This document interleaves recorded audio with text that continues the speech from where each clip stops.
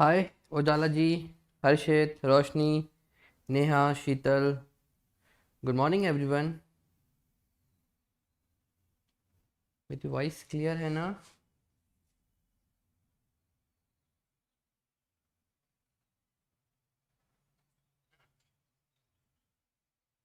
Okay, thank you.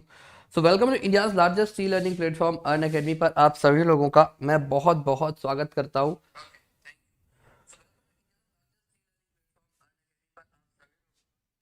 तो दोस्तों, आज के हम इस लास्ट सेशन के लिए भी कंप्लीट करने वाले हैं, ठीक है।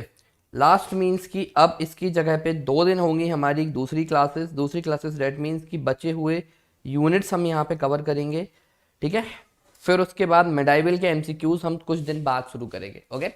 तो दोस्तों, ये हमारी टीम है जो एमपीपीएससी और व्यापम के सारे एग्जाम्स की प्रिपरेशन करवाती है। काफी डिटेल से सारे के सारे लेक्चर्स आपको मिलेंगे मेरे और मेरी टीम के द्वारा। 2 चैनल्स हैं, इनको जरूर सब्सक्राइब कर लीजिएगा। यूट्यूब चैनल को एक अभियान और दूसरा let's crack MP exam. Please इन दोनों चैनल्स पर आपको सारे के सारे वीडियोस अवेलेबल होने वाले हैं। सेम नेम से ही टेलीग्राम चैनल है। आप लोग बहुत परेशान होते हो, सर किस नेम से, तो भाई ये नेम है लेट्स क्रैक एमपी एग्जाम। इसी नेम से टेलीग्राम चैनल बनाया गया है। आप इसको ज्वाइन कर लो। इसको ज्वाइन करोगे तो आपको पूरे के पूरे मेरे पीडीएफ्स मिल जाएंगे। हर एक पीडीएफ मैं यहाँ पर अपलोड करता हूँ और ये आपने देखा हुआ है, ओके। इसके बाद बताता हूँ दोस्त मेरे बारे में। तो ऑलरेडी सिलेक्टेड हूँ, आपका भी सिलेक्शन इस बार मैं सोच रहा हूँ कि करवाना ही है हर हाल में, ओके। तो इसमें कोई ऑप्शन नहीं है, तो प्लीज आप लोग भी तैयारी करो, अच्छे से जरूर होगा, ओके। तो 5+ ईयर का टीचिंग एक्सपीरियंस है। ऑलरेडी इंटरव्यू भी दिया हुआ है, लास्ट ईयर 2 बार मेंस दिए हुए हैं। तो मैं आपको अपने कोर्स लेकर आ रहा हूँ कि किस तरह से तैयारी की जाती है, किस तरह से एग्जाम्स क्वालिफाई किए जाते हैं। तो आप मेरे मेंस के कोर्सेज को ज्वाइन कर सकते हैं। मेंस के मेरे सारे के सारे कोर्सेज आपको प्लस पर मिल जाएंगे, बहुत सारे अपलोडेड भी किए हुए हैं। मेरे अलावा और भी ऐसे बहुत सारे एजुकेटर्स हैं दोस्तों, यहाँ पर टीच करते हैं प्लस पर। बहुत सारे कोर्सेज निकलते रहते हैं। अभी रिसेंटली हमने यहाँ पर एक कोर्स निकाला हुआ है कांस्टेबल का और एसआई का। आप इस कोर्स को ज्वाइन कर सकते हो, बहुत ही अच्छा कोर्स है दोस्त। और इसके साथ साथ 10 महीने का एमपीपीएससी का एक फाउंडेशन बैच है। जितने भी जो टॉप एजुकेटर्स हैं यहाँ पे, वो 10 महीने में आपको पूरा का पूरा एमपीपीएससी यहाँ पे पढ़ाने वाले हैं। तो इन कोर्सेज का फायदा आप लीजिए। और इसके अलावा 14 और बैचेस हैं जो स्टार्ट हुए, उनका भी आप प्रॉफिट यहाँ पे लीजिए। तो ज्वाइन करिए अनअकैडमी की लर्निंग ऐप को। और जब अगर आप पहली बार व्यूअर हैं तो आप यहाँ पे उसको अनलॉक करिएगा ऐप को मेरे कोड के थ्रू। एडीवाईटी कोड लगाओगे, एप्लीकेशन अनलॉक हो जाएगी। बहुत सारे फ्री वीडियोस हैं, नहीं लेना है अभी सब्सक्रिप्शन मत लो, फ्री वीडियोस देख लो। पर जब कभी भी आप subscription low, use this code only. 1 साल या 2 साल का सब्सक्रिप्शन लोगे, 10% डिस्काउंट मिलेगा। पूरे के पूरे आपको कोर्सेज मिल जाएंगे जो मैं अपलोड कर रहा हूँ। तो use this code for taking subscription, okay. मेरे कोर्सेज में पहले तो नंबर प्री पूरा आपको पढ़ा के देना है मुझे। इस प्री में पूरे 1 से लेकर 10 यूनिट तक है। 7th यूनिट का साइंस वाला पोर्शन छोड़कर बाकी सारी की सारी चीजें ऑलमोस्ट मैं आपको करवाऊंगा। अभी रैपिडली 3-3 4-4 सेशंस में रन करूंगा। आपने देखा है 4-4 क्लासेस में कर लेता हूं। तो 4-4 क्लासेस होंगी दोस्तों, यहाँ पे एक साथ साइमल्टेनियसली रन करेंगे। 5वां यूनिट की केवल 2 क्लासेस बची हुई है, बाकी 5वां यूनिट भी कंप्लीट हो चुका है।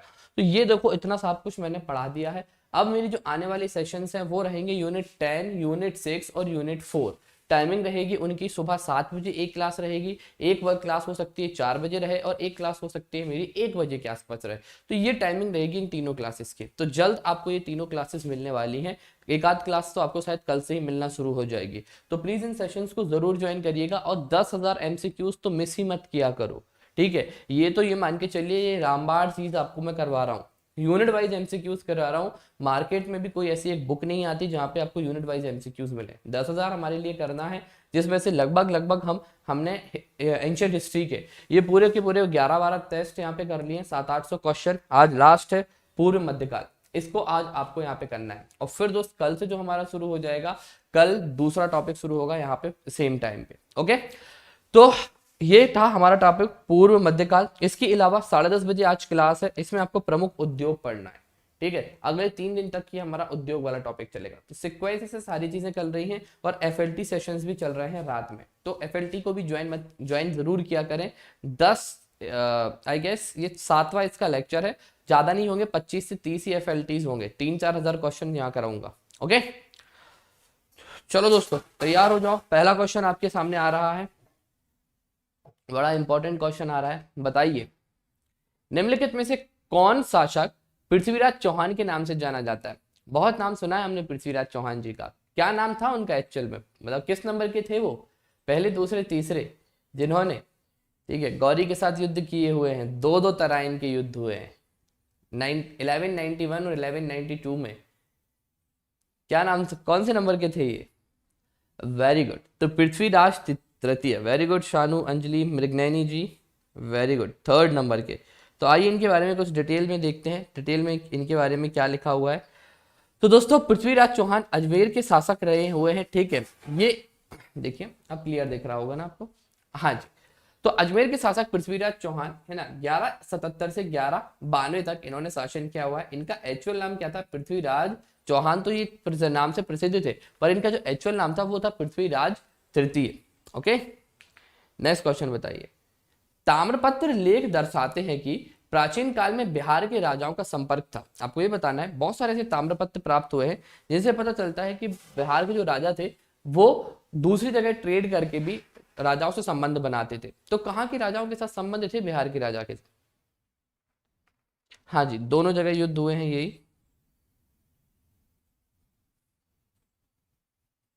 तो दोस्तों इसका आंसर है जावा और सुमात्रा। तो ये चीज हमें बताते हैं बहुत सारे ताम्रपत्र कि बिहार के राजाओं का जो संबंध रहा है दूसरे और देशों के साथ, वो रहा है जावा और सुमात्रा के राजाओं के साथ। नेक्स्ट क्वेश्चन बताइए। सुवर्ण भूमि का वह राजा कौन था जिसने नालंदा में एक बौद्ध विहार की स्थापना की तथा उसके रखरखाव हेतु उसने दूत द्वारा देवपाल से 5 गांव दान में दिए? कौन था दोस्त ऐसा राजा जिसने, स्वर्ण भूमि का राजा था वो, नालंदा में एक बौद्ध विहार की स्थापना की थी? सुनियो, इसका आंसर आ चुका है, इसका आंसर है बी। ठीक है, देखिए बाल पुत्र देव वो राजा रहे हैं। तो इनके बारे में कुछ पढ़ते हैं अपन। तो स्वर्ण भूमि के शासक बालपुत्र देव ने नालंदा में एक बौद्ध विहार की स्थापना की थी तथा उसके रखरखाव हेतु भी अपने एक दूत द्वारा देवपाल से 5 गांव देने के लिए प्रार्थना भी की थी। तो ये राजा थे हमारे बी, बालपुत्र देव। थर्ड क्वेश्चन, गोविंद चंद्र गहड़वाल की रानी कुमार देवी ने धर्म चक्र जिन बिहार कहाँ बनवाया था? दोस्तों गोविंद चंद्र गहलवार थे, इनकी ये चौथे नंबर की रानी थी। इन्होंने बहुत सारी शादियां की हुई थी, तो इनकी चौथे नंबर की रानी थी कुमार देवी। इन्होंने कहां पर दोस्त है ना बिहार बनवाया था? तो डियर इसका आंसर है देखिए डी, सारनाथ। क्या कहता है आंसर डिस्क्रिप्शन? तो गोविंद चंद्र भैरवार की, ठीक है, रानी कुमार देवी ने बौद्ध मतनुयायी के लिए उन्होंने सारनाथ में धर्म चक्र है ना बिहार बनवाया था, अतः विकल्प डी उत्तर सही है। नेक्स्ट बताइए। हमीर महाकाव्य में चौहान को बताया गया है, क्या बताया गया है चौहानों को हमीर महाकाव्य में? चंद्रवंशी, यदुवंशी, ब्राह्मण या सूर्यवंशी? चौहानों के लिए क्या बताया गया है हमीर महाकाव्य में?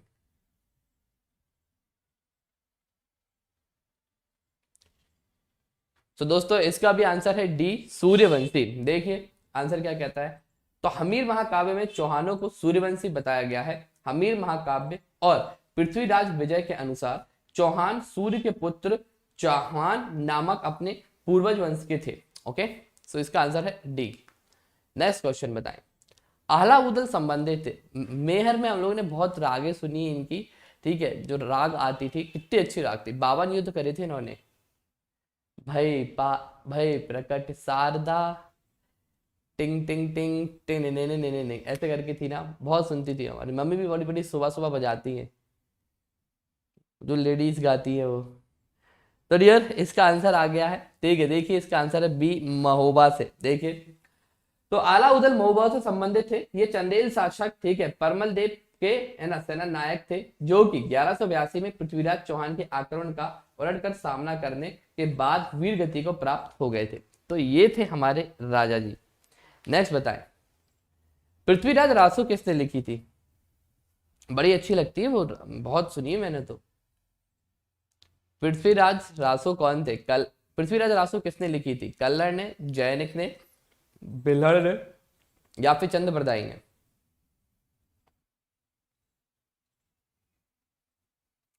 सो दो यार बड़ा इजी क्वेश्चन है, ठीक है। चंद्रबरदाई ने लिखी हुई थी, हम सभी लोग जानते हैं। तो दोस्त चौहान वंशी जो शासक थे, ठीक है, पृथ्वीराज तृतीय, उन्हीं के दरबारी थे चंद्रबरदाई। इन्होंने ही पृथ्वीराज रासो की स्थापना की हुई थी। Next question. पृथ्वीराज विजय का लेखक कौन है? चंद्रबरदाई, जैनिक, पृथ्वीराज चौहान या नयनचंद सूरी?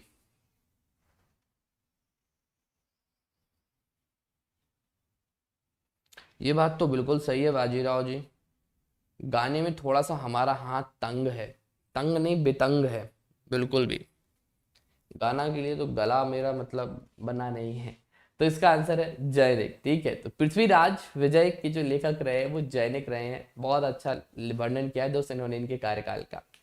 नेक्स्ट बताइए, निम्नलिखित युग्मों में से कौन एक सुमेलित नहीं है? आपको गलत युग्म बताना है यहाँ पे कौन सा है। जैसे अब्दुल रहमान ने हमीर रासो लिखी है क्या? चंद्रवरदाई ने पृथ्वीराज रासो, जगनिक ने आलाखंड, और नर है ना नरपति ने वीरदेव रासो।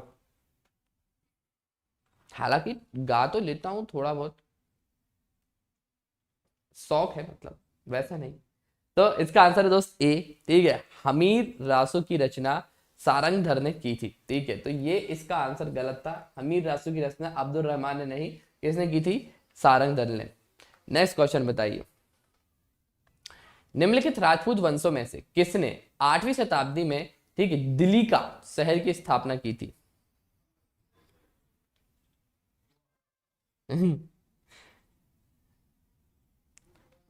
वो जरूर गाएंगे हम, एक आध बार गाना गुनगुनाएंगे। तो डियर इसका जो आंसर है वो है तोमर वंश। ठीक है, तो दिल्ली की स्थापना किसके द्वारा की गई थी? दिल्ली हमारी तोमर वंश के द्वारा। ओके, जजाक भुक्ति प्राचीन नाम है, किसका नाम है जजाक भुक्ति प्राचीन नाम? एमपीपीएससी में 2-3 बार रिपीट हुआ है ये। किसका नाम है दोस्त जजाक भुक्ति प्राचीन? क्या बघेलखंड का है, मालवा है, बुंदेलखंड है, या फिर विदर्भ है?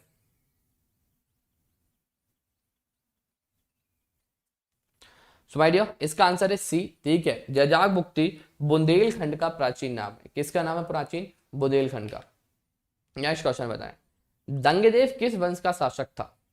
जो दंगदेव था वो किस वंश का शासक था? जजाक भुक्ति के चंदेल का, मालवा के परमार का, महेशमती के कलचुरी का, या त्रिपुरी के कलचुरी का?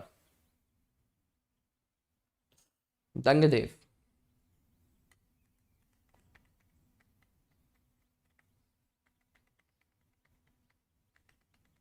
सुनियो, इसका आंसर आ चुका है ए। इसका आंसर है देखिए, तो जजाक भुक्ति ने के चंदेलों में, ठीक है, गंगदेव सबसे प्रसिद्ध एवं शक्तिशाली राजा हुआ है। वह वैदिक अथवा ब्राह्मण धर्म का अनुयायी था। ठीक है, इसने दोस्त यहाँ पे क्या किया था? महाराजा धीराज की उपाधि भी धारण की हुई थी। नेक्स्ट क्वेश्चन, निम्नलिखित शासकों का सही कालक्रम संयोजित कर अपना उत्तर नीचे दिए गए कूट से चयन कीजिए। इसमें से आपको सही आंसर बताना है दोस्त, कौन सा है, मतलब इनका टाइम पीरियड बताना है आपको बेसिकली। कौन पहले आया था, कौन बाद में आया था? विद्याधर याद है आपको? ये वही विद्याधर है जिन्होंने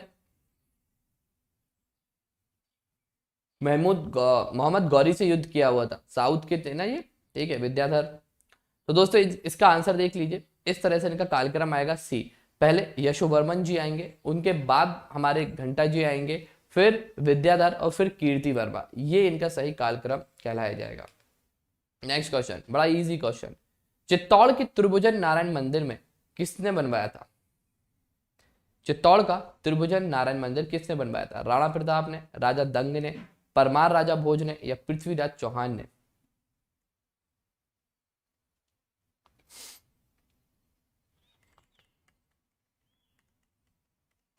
सुनियो, इसका आंसर है सी। देखिए, परमार राजा भोज ने। तो परमार राजा भोज ने ही दोस्त चित्तौड़ के त्रिभुवन नारायण मंदिर का निर्माण करवाया था।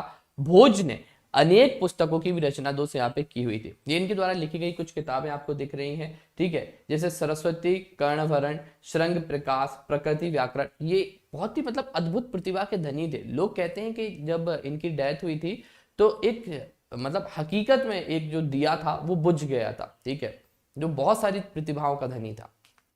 नेक्स्ट बताए, पुनर्वर्धन भुक्ति अवस्थिति है, किसकी है दोस्त? उत्तर बंगाल में, उड़ीसा में, बिहार में, या असम में? पुनर्वर्मन भुक्ति कहां पे स्थित है? बंगाल, उड़ीसा, बिहार, या असम? सोडियो, इसका आंसर है ए। देखिए, उत्तर बंगाल में। तो प्राचीन काल में पुंडवर्मन भुक्ति बंगाल के क्षेत्र में स्थित थी। ठीक है, पाल, चंद्र सेन राजवंशों के युग में इसके क्षेत्राधिकार का विस्तार कर उत्तर बंगाल के बाहर भी किया गया था। तो आंसर इसका ए है। नेक्स्ट, पाल वंश का संस्थापक कौन था? एमपीपीएससी का रिपीटेड क्वेश्चन 2013-14 में एज इट इज पूछा था। पाल वंश का संस्थापक कौन था? धर्मपाल, गोपाल, देपाल या रामपाल? वेरी गुड सौम्या जी, नंदिनी जी, बिल्कुल सही आंसर है। तो आंसर इसका बी, धर्मपाल। धर्मपाल हमारे इससे संबंधित रहे हैं। Okay, Dharampal sorry by mistake निकल गया धर्मपाल, गोपाल नाम है इनका। तो गोपाल संस्थापक थे इसके। नेक्स्ट बताओ, ओदनपुरी शिक्षा केंद्र निम्न में से किस राज्य में स्थित है? ओदनपुरी शिक्षा केंद्र निम्न में से किस राज्य में स्थित है? एक्चुअली मैं चेक कर रहा था, इको तो नहीं आता है आपको, क्योंकि बाहर से गाड़ियां निकलती हैं तो अब नहीं आएगा। सॉरी, इसका आंसर है सी। ठीक है, देख लीजिए, ओदनपुरी जैसे, ठीक है, उदनापुर भी कहा जाता है, प्राचीन काल में एक प्रमुख शिक्षा का केंद्र था। ठीक है, यह बिहार राज्य में स्थित है। कहां पर? बिहार। नेक्स्ट, कर्नाटक कह रहा हूं, कर्नाट वंश का अंतिम शासक कौन था? जी, कर्नाट वंश का अंतिम शासक कौन था? हरिश हैं, मतीस हैं, राम हैं या श्याम हैं?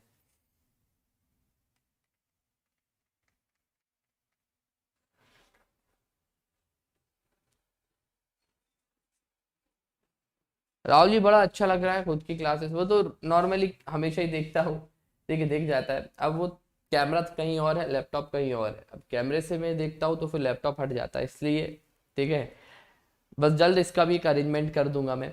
तो दोस्तों, इसका आंसर कर्नाट वंश का शासक, ठीक है, कौन सा था हमारा? इसका आंसर है ए, हरि सिंह था। एक्चुअली क्या है कि थोड़ा सा रिफ्लेक्शन ज्यादा होता है बोर्ड का, तो सही तरीके से मैं इसमें मुझे रिफ्लेक्शन लगता है, इसलिए मैं सामने देखकर ही पढ़ाता हूँ।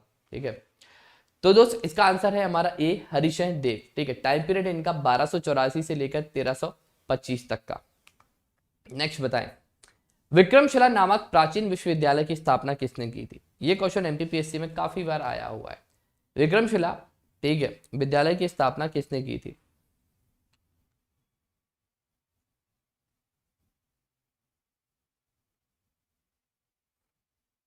दोस्तों, आप लोग रात वाली जो एफएलटी होती है ना, उसमें जरूर आया करो। ठीक है, वो सेशन सबसे इंपॉर्टेंट सेशन है अभी मेरे बाकी के सेशंस में, इसलिए क्योंकि वो सारे सारे क्वेश्चंस का मिक्सअप है और उसमें आपको बहुत सारे क्वेश्चंस आपको मिल जाएंगे। बड़ा मजा आता है उस सेशन में दोस्त। देखिए, 1 घंटे के आसपास रहती है वो क्लास, 100 क्वेश्चन हम करते हैं उसमें। तो इसका आंसर है दोस्त ए, विक्रमशिला। तो विक्रमशिला विश्वविद्यालय की जो स्थापना की गई थी वो धर्मपाल जी के द्वारा की गई थी। ठीक है, 810 ईस्वी में। नेक्स्ट बताइए, कर्नाट वंश का अंतिम शासक कौन था? ये दोस्त अभी हमने कर लिया है। ठीक है, श्याम सेन था इनका अंतिम शासक, संस्थापक हरि सिंह था और अंतिम शासक श्याम सेन था। नेक्स्ट बताइए, विक्रमशिला महाविद्यालय की स्थापना किस वंश के शासक ने की थी? बताइए, कौन सा वंश का शासक था वो? ओके राहुल, हाँ जी, कल ही आएगा एपी सर जी, कल ही है ना, हमारे 2 टॉपिक छूट गए हैं। ठीक है, तो उनको हमें कवर करना है ना यूनिट 5 के, तो कल 7 बजे नहीं तो 8 बजे तो करूंगा ही करूंगा। 7 बजे बहुत हेक्टिक हो जाता है सुबह उठना, तो 8 बजे से 9:30 बजे के आसपास तक यूनिट 5 हम खत्म करेंगे और एक क्लास शाम को शुरू कर लेंगे हम 4 बजे के आसपास यूनिट 4, और यूनिट 10 भी अपलोड कर दूंगा मैं, ज़्यादा होगा प्लस पर। तो इन 3 क्लासेस को साइमल्टेनियसली रन करने वाला हूँ मैं। ठीक है, चिंता नहीं करो, हूं मैं, बस आप लोग 7th यूनिट का साइंस वाला पोर्शन पढ़ लो अजय सर से, बाकी पूरा करवा दूंगा। यूनिट 8 तो करंट अफेयर बेस्ड है, तो जैसे करंट अफेयर्स के हम शुभम सर भी स्टार्ट करे हुए हैं, तो आप वहां से भी कवर कर सकते हो उनका यूनिट 8। तो हम सभी मिलके आपका पूरा 1 से लेके 10 यूनिट तक कंप्लीट करा रहे हैं। ठीक है, प्लीज दोस्तों, आप सारा, अगर आपको एक चीज के लिए बैठे मत रहो, अगर आप लोग 2-3 यूनिट साइमल्टेनियसली रन करते हुए पढ़ते चलो, जब हम स्टार्ट करेंगे तो रिवीजन हो जाएगा। ठीक है, तो इसका आंसर दोस्त पाल वंश का था, धर्मपाल ने स्थापना की हुई थी। किस शासक ने स्थापना की थी? ये हमने कर लिया दोस्त, धर्मपाल ने। ये भी धर्मपाल ही था इसका आंसर, तो रिपीट हो गया है। विक्रमशिला विश्वविद्यालय इसमें से आज के किस राज्य में स्थित है? बताइए दोस्त, विक्रमशिला विश्वविद्यालय कहाँ पर स्थित है? यूनिट 2 की क्लासेस स्पेशल रहेंगी ना निहारिका जी, हमारी उसमें 4 क्लासेस छूटी हैं। एक गुप्त काल के बाद का एरा बताना है आपको पहला, दूसरा भक्ति आंदोलन पढ़ाना है, तीसरा आपको दक्षिणी राज्य पढ़ाने हैं, चौथा मुझे आपको मराठा पढ़ाना है। तो मुझे याद है ये चारों क्लासेस में किसी दिन आपकी स्पेशल पे कर दूंगा, ठीक है।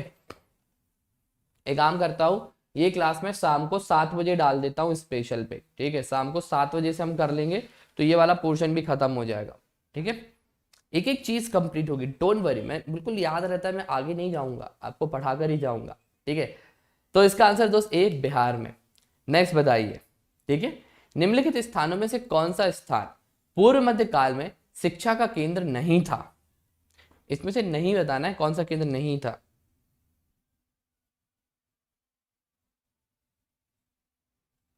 नहीं, 19 का करंट अफेयर्स नहीं पढ़ना है किसी के लिए भी, आप लोगों को मैंने बताया है 19 का मत पढ़ो, क्योंकि उससे पॉसिबिलिटी नहीं है। क्योंकि देखो इस 2020 में इतने सारे केसेस हो गए, कितनी सारी चीजें हुई हैं, मंगलयान से लेके कोरोना से लेके उसकी दवाई से लेके, कि यही 20 का ही तो करंट अफेयर्स खत्म नहीं हो पाएगा, ठीक है। 19 का क्यों पूछेगा? तो 20 वाला जो हमारा एरा रहा है ना, वो बड़ा खतरनाक रहा है, तो 20 के बाहर मुझे नहीं लगता जाएगा। तो तक्षशिला दोस्त यहाँ पे कौन सा स्थान पूर्व मध्य काल से शिक्षा का केंद्र नहीं था? नालंदा, विश्वशिला, तक्षशिला, ओके। नेक्स्ट बताए, निम्नलिखित में से किसने राजपूत साम्राज्य की नींव रखी? एक बार मैं इस क्वेश्चन को वेरीफाई कर लूंगा, 26 क्वेश्चन को। कल वाले जो आपने जो क्वेश्चन बोले थे ना, मैंने उनको वेरीफाई किया था, वो सही है, ठीक है। जो कल आपने लिखवाया था, वैसे तक्षशिला थाना मुझे याद है, इसका आंसर वो डी होगा, अवंतपुरी करके ही था, ठीक है।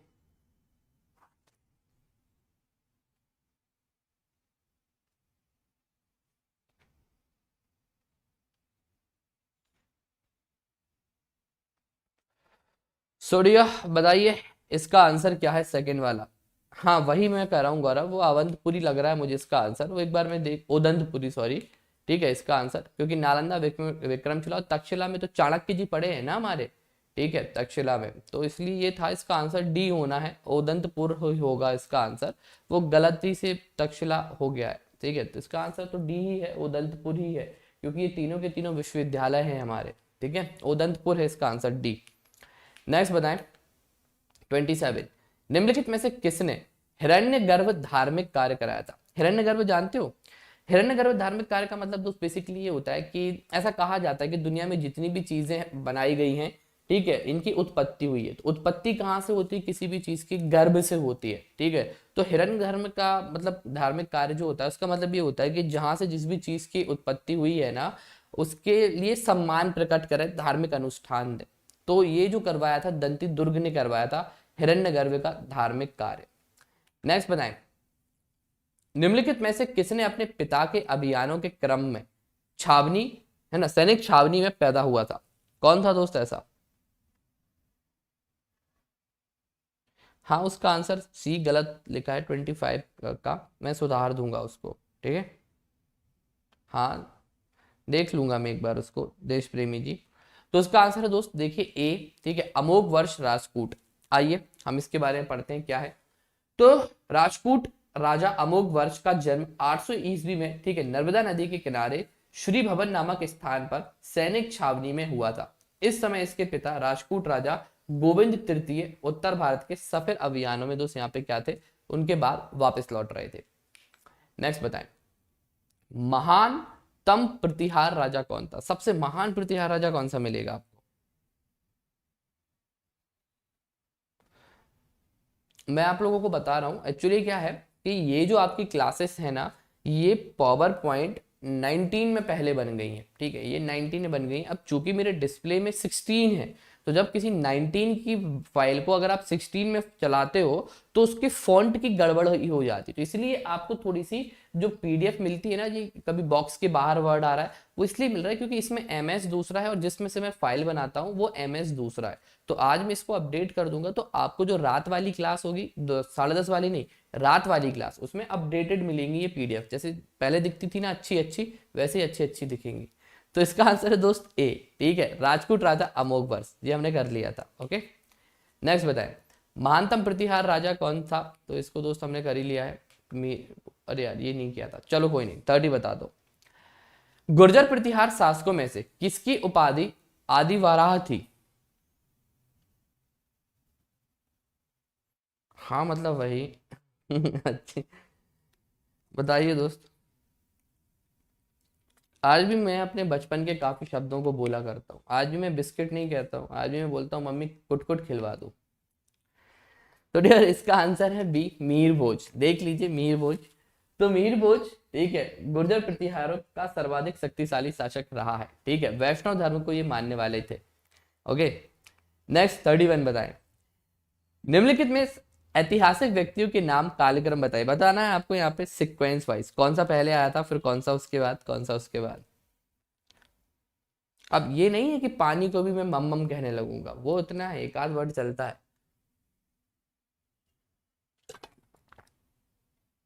जरूरी है। बचपना आपके, जिस दिन आपके अंदर से बचपना मर जाएगा उस दिन फिर मजा नहीं आएगा। अपने अंदर थोड़ा सा बचपना जरूर बचा के रखना चाहिए हर किसी के लिए। ठीक है, जरूर आप भी अपने अंदर अपना बचपना भले ही बचा के रखें, भले ही शादी हो जाए बट स्टिल थोड़ा सा कुछ बचपना होना जरूरी है। तो इसका आंसर है दोस्त बी। ठीक है, शासकों का सही कालक्रम देखिए तो आंसर मिलेगा आपको इसका बी। पहले वत्सराज, फिर नागभट्ट तृतीय, फिर महेंद्रपाल और फिर महीपाल। नेक्स्ट 32, निम्नलिखित में से कौन सा शासक गुर्जर प्रतिहार राजपूत वंश से संबंधित नहीं है? बताइए। हाँ प्रीति जी, ये मैं ये करूंगा ना, आज आपको पूरा का पूरा जो एंशियंट हिस्ट्री के टेस्ट लिए हैं ना, इनकी एक पीडीएफ भेजूंगा। जैसे यूनिट 7 की भेजी थी ना 700 क्वेश्चंस की, आज इसकी भी भेज दूंगा। हाँ जी, आयोग की भी कराऊंगा। ठीक है, डोंट वरी, आयोग के सारे एमसीक्यूज कराऊंगा। कोशिश है मेरी 1,000 एमसीक्यूज कराऊं हर टॉपिक के। तो रोज इसका आंसर डी है ना, भरत भट्टा। नेक्स्ट बताइए, महान जैन विद्वान हेमचंद्र किसकी सभा को अलंकृत करते थे? हेमचंद्र जी किसकी सभा, किसके टाइम पीरियड में थे? अमोघ वर्ष, जय सिंह, कुमारपाल या विद्याधर? बताइए। सॉरी, इसका आंसर है सी। देखिए कुमार पाल। तो महान जैन विद्वान हेमचंद्र, देखिए सोलंकी वंश के जयसेन सिद्धराज के समय प्रचलित रहे हैं। ओके, इसका आंसर बी है दोस्त। इसमें कुछ एरर्स आ रहे हैं, और फिर उनके बाद कुमारपाल के समय पे भी रहे हैं ये। ओके, नेक्स्ट बताइए, निम्नलिखित में से किस एक नया संबंध चलाने का यश प्राप्त है? किस एक को नया संबंध चलाने का यश प्राप्त है? हाँ जी, मैं एक बार चेक कर लूंगा उसको राहुल, अभी 2 क्वेश्चन में डाउट आ रहा है, डोंट वरी। उन्हीं के बेटे रहे हैं ना ये, उन्हीं के ही बेटे थे। हाँ बिल्कुल गौरव, सही कहा आपने। तो देखिए दोस्तों, इसका आंसर है डी, लक्ष्मण सेन। तो 1178 से लेकर 2006 तक सेन वंश के शासक थे। इन्होंने 28 वर्षों तक शासन किया था। तो इसका आंसर है दोस्त हमारा डी, लक्ष्मण सेन जी। ओके, नेक्स्ट बताएं, लक्ष्मण संबंध का प्रारंभ निम्नलिखित में से किस वंश के द्वारा किया गया था? तो दोस्तों अब भी हमने पढ़ा है, डी, सेन वंश से ये संबंधित थे। जस्ट अभी मैंने बताया लक्ष्मण सेन सेन वंश से संबंधित थे। नेक्स्ट, निम्नलिखित में से कौन से मध्यकालीन भारत के प्रसिद्ध विधि विजेता रहे हैं? बताइए कौन थे इनमें से?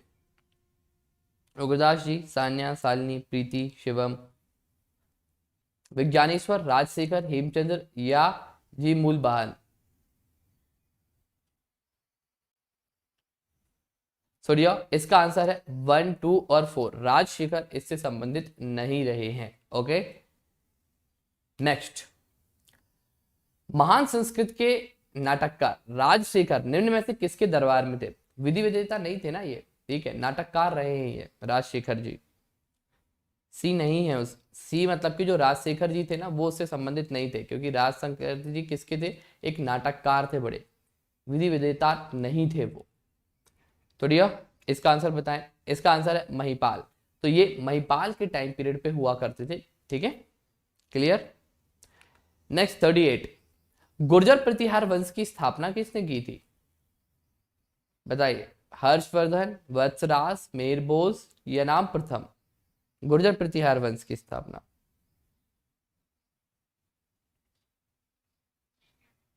तो डियर इसका जो आंसर है हमारा, ठीक है, वो है हमारा नाम प्रथम। इन्होंने गुर्जर प्रतिहार वंश की स्थापना की हुई थी। ओके, 39 बताएं, निम्नलिखित में से कौन त्रिकोणात्मक संघर्ष का हिस्सा नहीं था? कौन थे जो त्रिकोणात्मक, है ना, संघर्ष के हिस्से नहीं रहे हैं?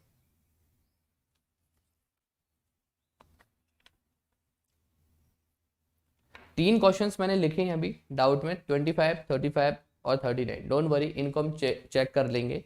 तो दोस्तों चोल इनसे संबंधित नहीं रहे, प्रतिहार, राजपूत और पाल रहे हैं, ठीक है। चोलों का टाइम पीरियड दूसरा रहा है।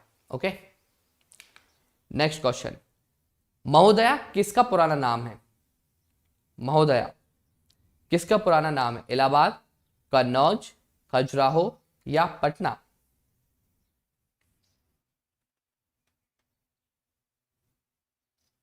हाँ जी, वही देश प्रेमी जी, नाग प्रथम है ना। कभी कभी हो जाता है, टाइपिंग एरर हो जाता है ना, नाग प्रथम। तो इसका आंसर है बी, कन्नौज, ठीक है। तो महोदया किसका पुराना नाम था? तो ये पुराना नाम कन्नौज का हुआ करता था। कन्नौज बहुत ही प्रसिद्ध रहा है ना, आपने खुद देखा है हर्षवर्धन के टाइम पे मैंने इसकी विशेषताएं आपको जरूर बताई थी।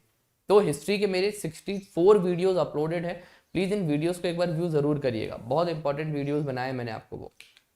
नेक्स्ट बताएं, निम्नलिखित में से किसे नगर महोदय श्री के नाम से भी जाना जाता है?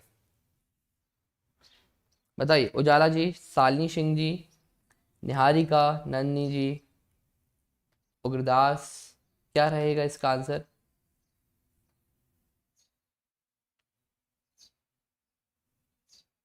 माय डियर इसका आंसर है, ठीक है, बी, कन्नौज, जिसके बारे में हम बात कर रहे थे, इसी के लिए दोस्त, ठीक है, महोदय श्री नगर नाम से भी जानते हैं। नेक्स्ट बताइए, निम्नलिखित में से किसने तोड़ी गई मस्जिद के पुनर्निर्माण के लिए आर्थिक सहायता प्रदान की थी? बताइए, कौन रहे हैं वो? चामुंड राय, जयसिंह सिद्धराज, कुमारपाल या महिपाल देव, जिन्होंने तोड़ी गई मस्जिद के पुनर्निर्माण के लिए आर्थिक सहायता प्रदान की थी? तो ये इसका आंसर है जयसिंह सिद्धराज। तो जयसिंह सिद्धराज ने दोस्त यहाँ पे आर्थिक सहायता दी थी। नेक्स्ट क्वेश्चन बताएं, राजवंश जो कन्नौज पर आधिपत्य स्थापित करने में त्रिकोणीय संघर्ष में उलझे थे। तो दोस्तों मैंने आपको बताया था इसमें, अभी थोड़ी देर पहले इसी क्वेश्चन को हमने घुमा के किया हुआ है, कुछ देर पहले ही किया था ना इस क्वेश्चन को, जो त्रिकोणीय संघर्ष में शामिल थे, और कौन सा राज शामिल नहीं था इसमें? तो डियर इसका आंसर पता ही है आपको, चोल इनसे संबंधित नहीं थे। त्रिकोणीय संघर्ष में तीन, पाल, गुर्जर और राजपूत, ये इनसे संबंधित थे, ठीक है। तो आंसर इज सी। नेक्स्ट 44, राजा भोज ने शासन किया था। राजा भोज कहाँ शासन किए थे? कभी कभी तो मुझे फीलिंग आती है ऐसी कि काश मैं उस टाइम पीरियड को जब हिस्ट्री पढ़ता हूँ ना, तो काश देख सकता, राजा भोज के काम देख सकता, ठीक है। मोहम्मद गौरी अटैक कर रहा था तब हम देखते कि क्या स्थिति है हमारे भारत की। एक बार लगता है जरूर, किसी दिन ज्यादा हिस्ट्री पढ़ लेते तो सपने में जरूर वही पहुंच जाते हैं, फिर कहते हैं कि अरे तुम डंडा तलवार क्यों मार रहे हो, तोप चलाओ, अरे न्यूक्लियर बम फोड़ दो। तो इसका आंसर है दोस्त सी, धार पर, ठीक है। नेक्स्ट, निम्नलिखित में से किसने काल्पनिक वैज्ञानिक उपकरणों पर पुस्तक लिखी है? बताइए, किसने लिखी है दोस्त काल्पनिक वैज्ञानिक उपकरणों पर पुस्तक? हाँ वही,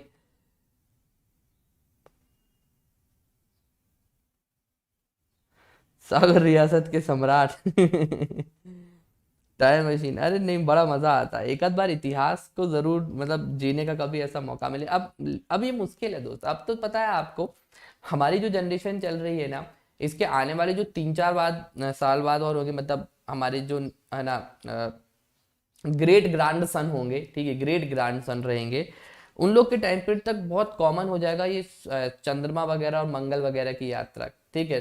तो ऐसा भी हो सकता है जैसे आज आपने देखा है, आज से 20-30 साल पहले अगर कोई अमेरिका या कहीं से लौटता था तो थोड़ा सा लगता था कि भैया बिलायत में या रहता है, पता नहीं है, बिलायत से लौटे हैं, ठीक है। आज एक कॉमन है, मतलब कि शादी के बाद हम लोग घूमने के लिए है ना विदेश जा सकते हैं, इजी है आजकल। तो लगता है 30 साल पहले ये चीज बहुत टफ लगती थी। आज से आप 30-40 साल बाद देखोगे तो एलन मस्क हो गए, है ना, जेफ बेजोस वगैरह हो गए, इन लोगों ने जो अपनी स्पेस एजेंसीज बना के रखी हुई हैं, तो कुछ टाइम बाद जितने भी जो बड़े अरबपति और खरबपति होते थे, वो लोग शादी के बाद या पहले या कभी मन होगा उनका, तो वो लोग चांद वगैरह की यात्रा यूं ही करने चले जाएंगे, ठीक है। तो मिलेगी ये चीज़, ज़रूर देखेंगे हम अपने बुढ़ापे में, ठीक है। हम अपने बच्चों को बताएंगे, ये लेक्चर भी बताऊंगा कि देखो मैंने ऐसी बातें की थी, इस लेक्चर में ऐसा होगा। तो इसका आंसर है दोस्त ए, भोज, ठीक है। ये वैज्ञानिक उपकरणों पर इन्होंने पुस्तक भी लिखी हुई थी। नेक्स्ट क्वेश्चन बताइए, भोजशाला मंदिर की अष्टविधि देवी कौन सी है? बिल्कुल सही कहा आपने। हाँ शिवम, देखी थी मैंने वो, सही कहा आपने आरती जी। पीडीएफ मिलती है लेट्स क्रैक एमपी एग्जाम पर। हाँ हाँ, कार से, हाँ ये चीज भी हो सकती है, बिलायत, ठीक है। थैंक यू उजाला जी। तो दोस्त इसका आंसर है बी, भोजशाला। तो भोजशाला मंदिर मध्य प्रदेश के धार जिले में स्थित है। यहाँ वांग देवी, जिनको बोलते हैं भगवती सरस्वती देवी, इनकी भी दोस्त यहाँ पे भव्य मूर्ति बनवाई गई है। नेक्स्ट 47, इनमें से कौन परमार वंश का शासक नहीं था? कौन है जो परमार वंश का शासक नहीं रहा है? बिल्कुल सही कहा, ससुराल तो अभी नहीं पॉसिबल है यार, वो बहुत लंबा समय लगेगा। आप तो मैरिज के बाद भोपाल नहीं गए, हम तो सागर से ही नहीं निकल पाए। पेपर में लग गए। हम तो कहीं नहीं जा पाए। तो इसीलिए तो प्रार्थना करता हूँ कि आप लोगों की डेट ना बढ़े, ठीक है, एग्जाम 11 ही को हो जाए। तो इसका आंसर है दोस्त बी, ठीक है। तो देख लिए है ना, गंगेय देव ये इससे संबंधित नहीं रहे। गंगेय देव कौन थे? ये कलचुरी वंश से संबंधित रहे, ठीक है। बड़े ही प्रतापी और शक्तिशाली शासक थे गंगेय देव, ठीक है। नेक्स्ट 48, गौड़वाहों के रचयिता थे, कौन थे रचयिता?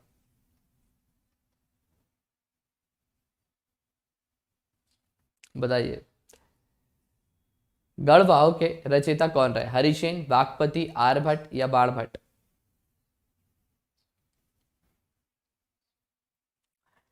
तो डियर इसका आंसर है हमारा बी, देख लीजिए, वाकपति। तो गढ़वाहो कन्नौज के राजा यशोवर्मन के राजकवि वाकपति की रचना की थी इन्होंने, ठीक है।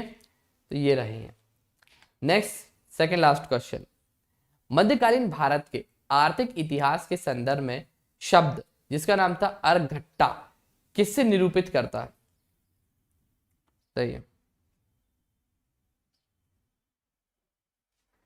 Thank you so much Anjali ji. तो बताइए क्या है इसका सेकंड लास्ट का आंसर? तो आंसर है सी, भूमि की सिंचाई के लिए प्रयुक्त चक्रधर, ठीक है। ये था हमारा 49th वाला, ठीक है, अर्घट्टा जिसको हम कहते थे। अच्छा आप लोगों को बताता हूँ एक क्वेश्चन, उसका आंसर बताना। आ, चलो अभी थोड़ी देर बाद पूछूंगा, एकदम से क्लिक नहीं हो रहा वो पूरा क्वेश्चन। नेक्स्ट 50 बताएं, कश्मीर का अकबर नाम से किसको जाना जाता है? एमपीपीएससी में शायद 14 या 15 में ये क्वेश्चन पूछा है आपसे।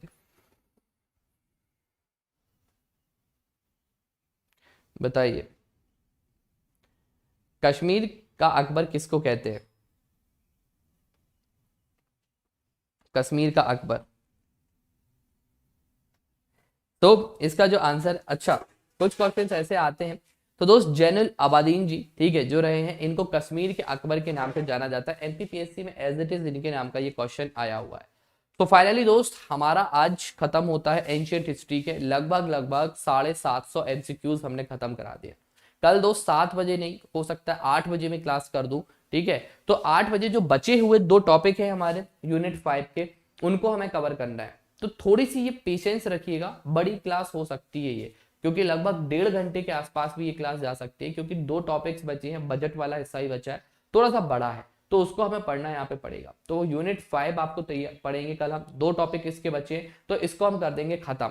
अब उसके बाद यहाँ पर हो सकता है तो हम यूनिट 4 शुरू कर दें सुबह सुबह, क्योंकि ये एनिमेशन चाहिए क्लास, और लगभग मुझे इसमें 25 क्लास के आसपास लग जाएंगे, और मुझे ये क्लास 1.5 घंटे के आसपास चाहिए पड़ेगी, तब जाके मैं पूरा का पूरा आपको यूनिट 4 अच्छे से कवर करा पाऊंगा, विश्व और भारत का भूगोल।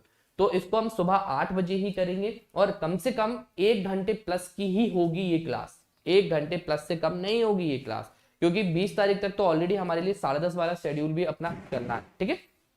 तो यूनिट 4 सुबह 8 बजे हम शुरू करेंगे, 2 दिन बाद जब हमारे यूनिट 5 के खत्म हो जाएंगे। कोशिश है मेरी दोस्त यहाँ पे कल से मैं यूनिट 10 का भी पोर्शन शुरू कर दूंगा, तो इसका टाइमिंग रहेगा यूनिट 10 वाला, वो रहेगा हमारा 2-3 बजे दोपहर के आसपास। तो ये क्लास भी बड़ी रहेगी, लगभग 1.5 से 2 घंटे के आसपास चलेगी, और यूनिट 6 भी शुरू हो जाएगी शाम के टाइम। तो इस तरह से तीनों यूनिट्स को मैं रन करने वाला हूं। आज मैं आपको करेक्ट टाइम बता दूंगा किस किस टाइम पे कौन सी क्लास होगी, बट हाँ, सुबह 7 की जगह 7:30 या 8 बजे के आसपास आपकी यूनिट 4 जरूर होगी। इसका टाइम तो बिल्कुल पक्का ही पक्का रहने वाला है, ठीक है। और ये कल से ही होगा, तो कल से ही शुरू हो जाएगी आपकी ये क्लासेस। और 10,000 एमसीक्यूज में से अभी हम इतने एमसीक्यूज कर ही लिए हमने, जैसे कि आप भी बताऊं आपको हिस्ट्री के, तो ये 750 एमसीक्यूज हो गए हैं, 500 नहीं हुए हैं, ठीक है। इसके भी काफी ज्यादा हो गए। तो अब मैं कोशिश करूंगा यूनिट 4 की भी एमसीक्यू शुरू कर दूं, और यूनिट 6 की भी जैसे शुरू करूंगा तो इन दोनों के साइमल्टेनियसली कंबाइंड सेशन करके इनकी भी एमसीक्यूज रन करा दूंगा। तो जैसे जैसे आप पढ़ते जा रहे हो एमसीक्यूज भी आपको मिलते चलेंगे। तो कोशिश रहेगी कि पूरे 10,000 एमसीक्यूज और 1-1 हज़ार करा दो, ठीक है। कभी कुछ ऊपर नीचे हो तो उसको वो मत करिएगा, पर कोशिश जरूर है।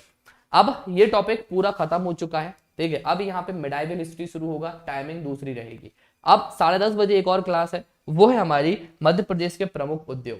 इस वाले टॉपिक की क्लास आपको करनी है, ठीक है। तो ये रहेगा 10 बजे, 8, 9, 10 3 दिन ये चलेगी, और 20 तारीख तक ये पूरी सीरीज चलने वाली। तो इससे तो हम छेड़खानी कर ही नहीं सकते। और देखो एक भी दिन का गैप नहीं है, 10, 11, 12, 13, 14, 15, 16, 17, 18, 19, 20, मतलब कि रेगुलर क्लासेस हैं, कोई गैप नहीं है। और कब से चल रही है? 24 तारीख से। 15 दिन से दोस्त हम रेगुलर पढ़ते हैं लाइव, कोई भी विदाउट ब्रेक, ठीक है। तो इन सेशंस को अटेंड करो दोस्तों, रात में ये सेशन लेना मत भूला करो, सबसे इंपॉर्टेंट क्लास होती है ये। और मैं तो कहता हूँ आप इस क्लास में किस तरह से बैठा करो, बिल्कुल पेन कॉपी लेकर, कितने सही हुए कितने गलत हुए, ये सबसे इंपॉर्टेंट सेशन है। और इस सेशन को मैं एक स्पेशल क्लास पे भी करने वाला हूँ, सेम यही सेशन रहेगा एक स्पेशल क्लास पे, तो उसको भी ज्वाइन जरूर करिएगा, FLT ही नाम से रहेगा वो, ओके। तो दोस्तों आज हमारा सेशन वाइंड अप होता है। इस सेशन को अटेंड करने के लिए आप, ठीक है, अनअकैडमी की एप्लीकेशन डाउनलोड करिए, कोड लगाइए ADYT। फर्स्ट टाइम व्यूअर है तो भी आप इसी कोड से अनलॉक करिएगा एप्लीकेशन को। सब्सक्रिप्शन लेते टाइम प्लीज दोस्त इसी कोड को यूज करें, 1 साल या 2 साल का, प्लीज दोस्त इसी कोड को यूज करेंगे, बहुत सारी चीजें आपको यहाँ पे अवेलेबल हो जाएगी, ओके। किसी का कोई डाउट है? डाउट वाले क्वेश्चंस मैंने लिख लिए हैं, 25, 35 और 39, ये 3 क्वेश्चंस मैंने लिखे हैं डाउट के, डोंट वरी, ठीक है। ओके राहुल जी, ऐसे ही निकलेगा टाइम सर। हाँ सूर्य प्रकाश जी जरूर पूछिए।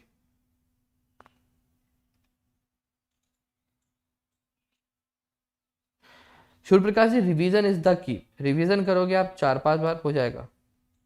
आई नो, इसीलिए तो 3-3 क्लासेस रन कर रहा हूं मैं, राम दीक्षित जी, ठीक है। Thank you so much Niharika ji, Jai Hind everyone, ठीक है, ठीक है। आप लोग प्लीज डाटा तो अभी बचा के रखो, 144 या किसी भी क्लासेस देखा करो, अभी तो 3-3 क्लासेस स्टार्ट हो जाएंगी, तो कैसे करोगे मैनेज, ठीक है।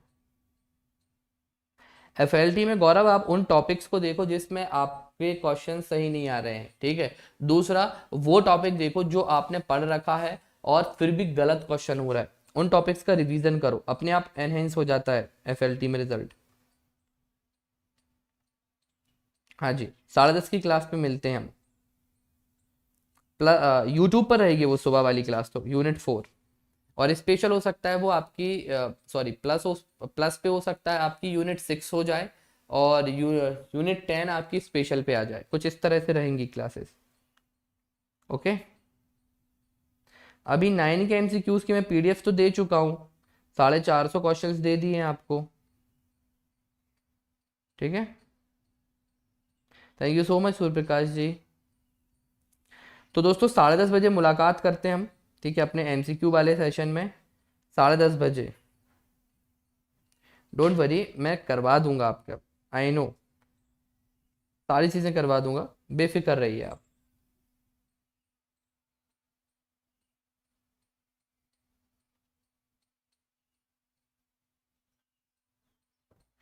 बिल्कुल सूर्य प्रकाश जी, 10,000 एमसीक्यूज कर रहे हैं ना हम, ज़रूर आएंगे। हाँ राहुल, मैं देख लूंगा, ठीक है। तो 10 बजे मुलाकात, 10:30 बजे मुलाकात होती है, तब तक ख्याल रखिए आप सभी अपना, जल्दी से जाइए, ब्रेकफास्ट कर लीजिए, ठीक है। Bye bye everyone.